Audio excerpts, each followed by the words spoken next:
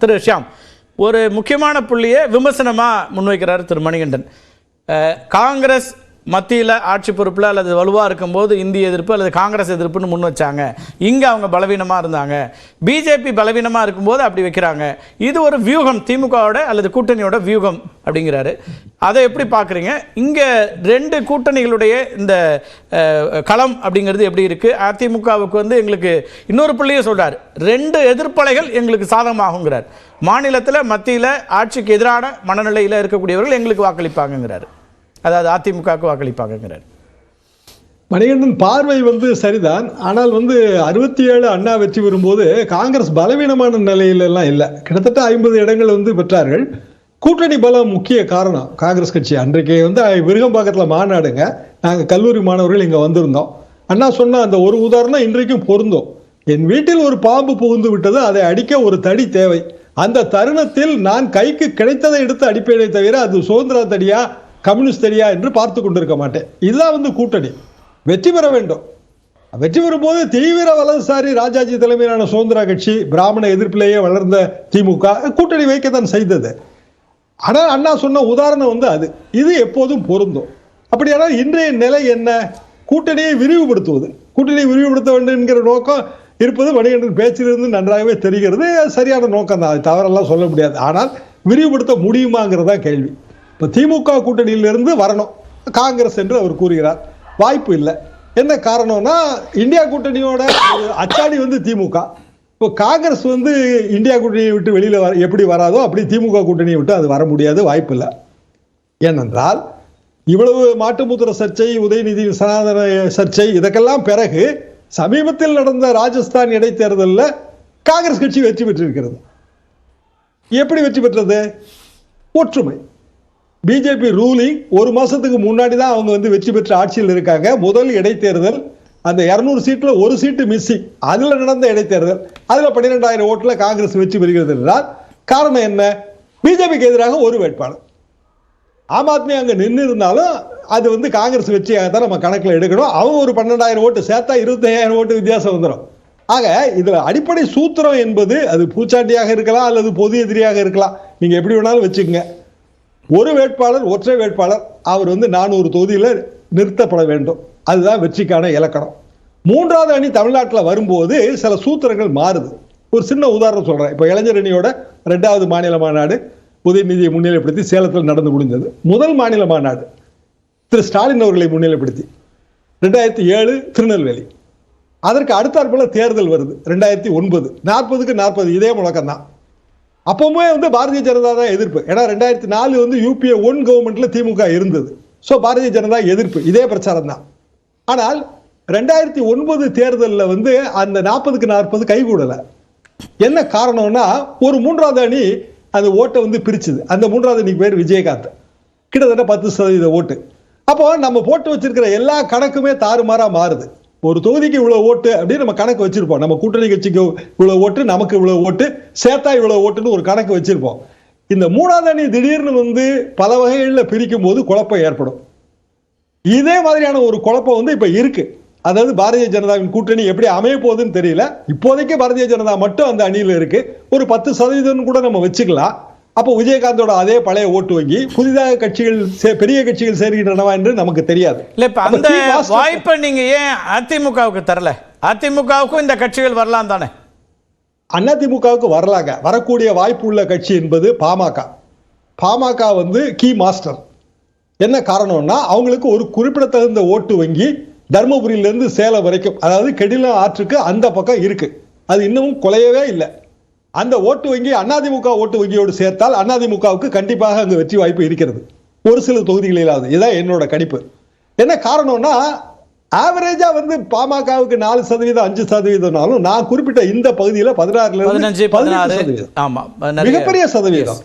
அப்போ அதிமுகவுக்கான ஒரு ஓட்டு வங்கி, எடப்பாடி பழனிசாமி அவர்களுக்கான அந்த பகுதியில் உள்ள செல்வாக்கு, இரட்டைலைக்கான ஒரு ஓட்டு வங்கி, எம்ஜிஆர் லிகசி எல்லாம் அதுல சேரும் போது அந்த வெற்றி வாய்ப்பு மாறும். அதனாலதான் நான் மீண்டும் சொல்றேன், இந்த மூன்றாவது அணி என்று பெருமளவுக்கு ஓட்டு இல்ல இதுல நாம் தமிழரை மறந்துடுறோமான்னு இருக்கு. அவங்களும் இப்ப குறிப்பிடத்தகுந்த வாக்குகளை 2021 வாங்கியிருக்காங்க. 6%, 7% போது அது ஒரு ஓட் ஷேர் இருக்கு. 2009 நீங்க குறிப்பிட்டதுனால கேட்கிறேன். அப்ப விஜயகாந்த் அவர்களுடைய வாக்குகள் முக்கியமா இருந்துச்சு. அது தேர்தலில் தீர்மானிக்கிற சக்தியா இருந்திருக்கலாம். ஆனால் இலங்கை போர், இறுதி போர் நடந்து உடனே நடந்த தேர்தல், அதுல பெரிய அடி வாங்குவாங்க அப்படின்னு சொல்லப்பட்ட இடத்துல 27 இடம் ஜெயிச்சிச்சு திமுக கூட்டணி. அந்த ஃபேக்டரையும் தாண்டி தானே ஜெயிச்சாங்கன்னு பார்க்க வேண்டியிருக்கு. இப்போ அதை நம்ம அந்த ஃபேக்டர் அப்படி இப்போ ஏதாவது ஃபேக்டர் இருக்கா? அந்த ஃபேக்டர் இல்லாமல் வெறும் 3வது அணியோ 4வது ஒரு கட்சியோ இருக்கிறது மட்டுமே மாற்றங்கள் உண்டாக்கிருமான்னு கேட்குறேன். இலங்கை இறுதி போருக்கு 2 நாளைக்கு முன்னாடி தமிழ்நாட்டில் வாக்குப்பதிவு முடிஞ்சிருச்சுங்க. ஆமா, ஆனா அதுக்கு முன்னாடில இருந்து அந்த ஹீட் இருந்துச்சு. நம்ம வந்து இல்ல ஹீட் இருந்துச்சு, கலைஞர் அவர்கள் உண்ணாவிரதம் இருந்தார்கள், எல்லாமே சரிதான். ஆனால் பெருமளவு இந்த குற்றச்சாட்டுகளை வைக்கும் போது அந்த இறுதி போர் முடிஞ்சிருச்சு. இதுதான் உண்மையான நிலைமை. அப்போ ராமர் கோயில் திறப்பு விழா திரு மோடி அவர்கள் பிரதமர் ஆவாரான்னா, அப்ப அத்வானி அப்ப பிரதமராக முடியல. 2009 அத்வானிஜி பிரதமர் வேட்பாளர். அப்போ 2004 இருந்து 2009 வரைக்கும் UPA 1. இப்ப அதுல அதிருப்தி இருந்துச்சு. ராமர் கோயில் கட்டியே தீர்வோங்கிற முழக்கம், ராம ஜென்ம பூமி யாத்திரை, இவ்வளவும் தாண்டி வந்து அத்வானிஜியால வெற்றி பெற முடியவில்லை. எதற்காக நான் இதை சொல்றேன்னா, ஒரே ஒரு மைய காரணத்தை மட்டும் வைத்து எந்த கூட்டணியும் வெற்றி பெற முடியாதுங்க. ஆனா ஒரு ஒப்பீட்டுக்கு திரும்ப நான் ஒரு பத்திரிகையாளரா உங்க பார்வை நிறைய அப்சர்வ் பண்ணிருப்பீங்க, பல தேர்தல்களில் பார்த்திருக்கீங்க. 2014 குரோத் பாலிடிக்ஸ்னு வளர்ச்சி அரசியலை மையப்படுத்தியது பாரதிய ஜனதா கட்சி பார்வையாளர்கள் முன்வைக்கிறது. 2019 நேஷனல் செக்யூரிட்டி, தேச பாதுகாப்பு என்பதை முன்னிறுத்தினாங்க.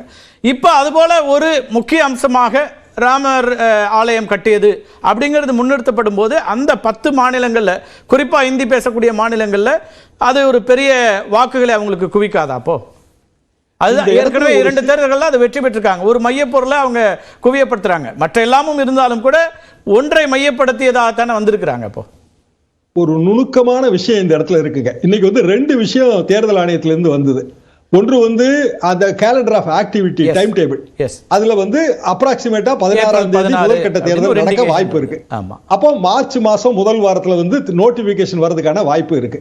அப்போ இன்னும் 1 மாசம் தான் இருக்கு. இன்னொன்று தொகுதி வாரியாக வாக்காளர்கள் எண்ணிக்கை, ஆண் பெண் எண்ணிக்கை, அதுல வந்து பெண்களின் எண்ணிக்கை வந்து தமிழ்நாட்டை பொறுத்த வரைக்குமே பெண்களின் எண்ணிக்கை 234 தொகுதியில கிட்டத்தட்ட 190 200 தொகுதியில அதிகமா இருக்கு, கூடுதலா இருக்காங்க. அப்போ பக்தி வந்து யாருடைய மனதை கவரும்?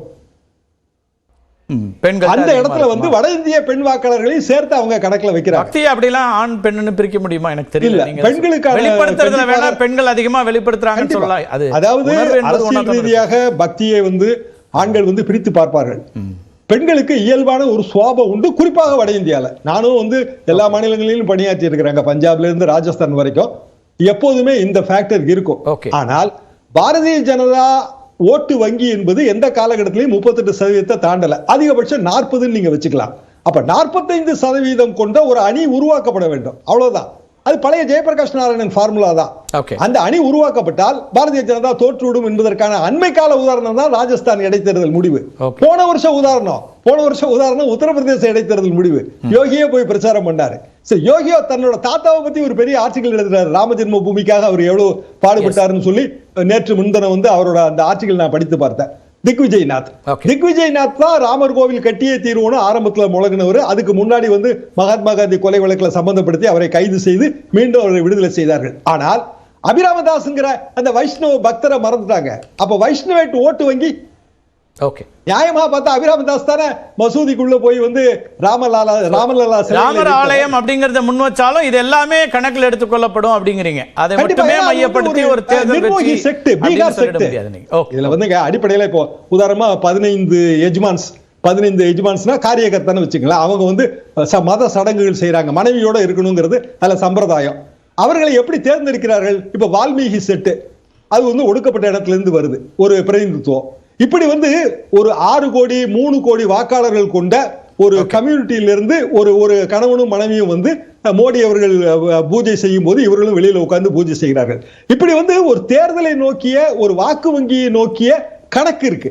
அந்த கணக்கு வந்து இங்க கொஞ்சம் மிஸ்ஸிங். அதாவது தேய்ந்து விட்ட வாக்கு வங்கியை சீரமைக்கிற முயற்சி இல்ல, ஒன்று.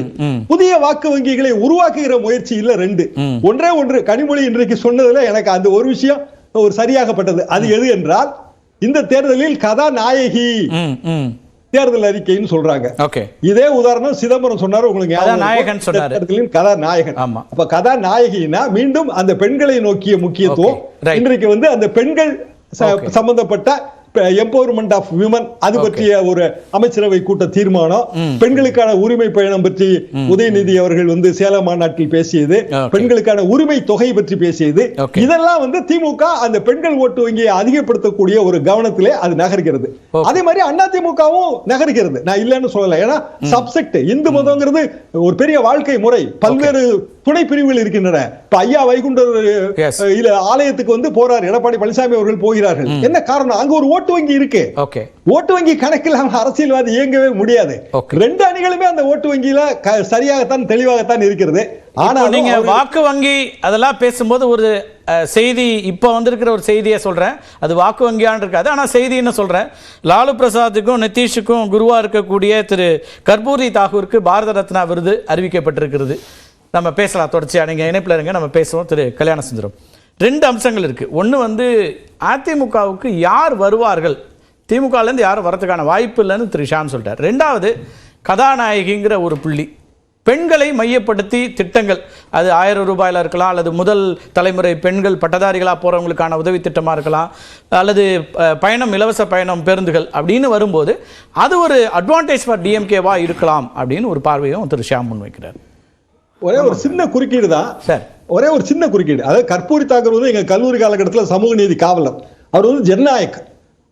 ஜெயபிரகாஷ் நாராயணன் லோக்நாயக், இவர் வந்து ஜனநாயக். அந்த அடிப்படையில் தான் நம்மளும் போறோம்.